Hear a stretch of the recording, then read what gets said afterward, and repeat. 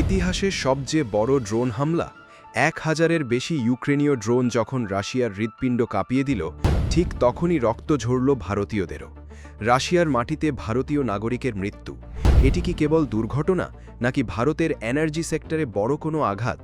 Putin কি এবার তার ডুমসডে বা শেষ বিচারের দিনটির অস্ত্রাগার খুলে দেবেন? ইউক্রেনকে কি বলির পাঠা বানিয়ে পশ্চিমারা আসলে রাশিয়াকে চরম উস্কানি দিচ্ছে? আজকের এই এক্সক্লুসিভ স্টোরিটি শেষ পর্যন্ত দেখুন, কারণ যুদ্ধের মোড় এখন সম্পূর্ণ ঘুরে গেছে।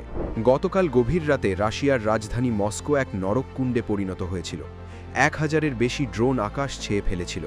যদিও রাশিয়ার দাবি তারা অনেক ড্রোন রুখে দিয়েছে, কিন্তু ইউক্রেনীয় প্রেসিডেন্ট জিলেনস্কির শেয়ার করা ভিডিও বলছে অন্য কথা। প্রায় ৫৫০-এর বেশি ড্রোন সরাসরি মস্কোর গুরুত্বপূর্ণ স্থাপনায় আঘাত এনেছে।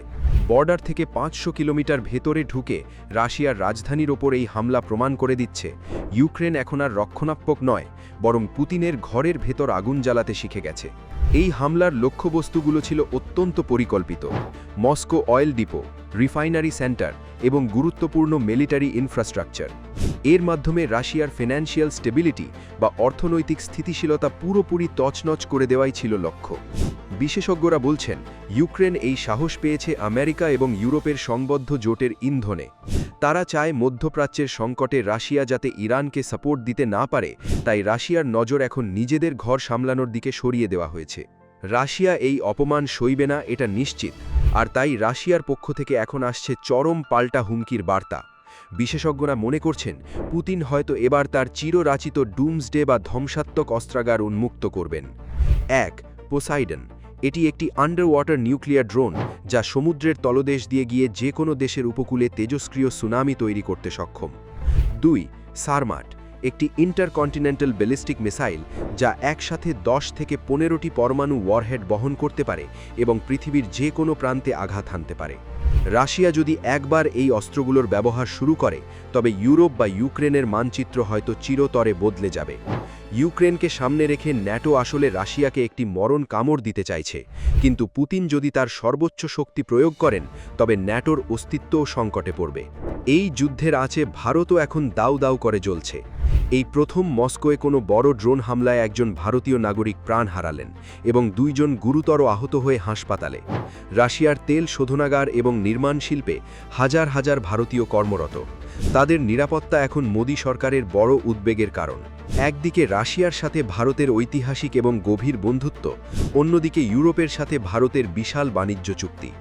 ভারত এখন এক অদ্ভুত সন্ধিক্ষণে। ভারত কি ব্যালেন্স ডিপ্লোমেসি বা ভারসাম্য বজায় রাখবে, নাকি সরাসরি রাশিয়ার পক্ষে দাঁড়াবে? পুতিনের ভারত সফর এবং রাশিয়ার সাথে ভারতের ক্রমবর্ধমান অস্ত্র চুক্তির ফলে পশ্চিমা বিশ্ব এবং ইউক্রেন ভারতের ওপর নাখোশ। মস্কোর তেল অবকাঠামোতে ইউক্রেনের আঘাত আসলে ভারতের এনার্জি সিকিউরিটির ওপরও একটি পরোক্ষ আঘাত, কারণ ভারত এখন অনেকটাই রাশিয়ার ওপর নির্ভরশীল। ডোনাল্ড ট্রাম্পের ট্যারিফ ওয়ার বনাম পুতিনের পরমাণু হুমকি, এর মাঝখানে ভারত আসলে কোন পথে হাঁটবে? ইউক্রেন কি না বুঝে আগুনের সাথে খেলছে, নাকি ইউরোপ আমেরিকা জেনে শুনে ইউক্রেনকে ধ্বংসের মুখে ঠেলে দিচ্ছে রাশিয়াকে দুর্বল করার জন্য? পুতিন যদি আজ রাতে কোনো বড় সিদ্ধান্ত নেন, তবে গোটা বিশ্ব হয়তো এক অন্ধকার যুগে প্রবেশ করবে। যুদ্ধের এই ভয়াবহতা কি কেবল শুরু? আপনার কি মনে হয়? ভারতের কি উচিত এই পরিস্থিতিতে সরাসরি রাশিয়ার পক্ষ নেওয়া, নাকি শান্তির আহ্বান জানিয়ে দূরে থাকা?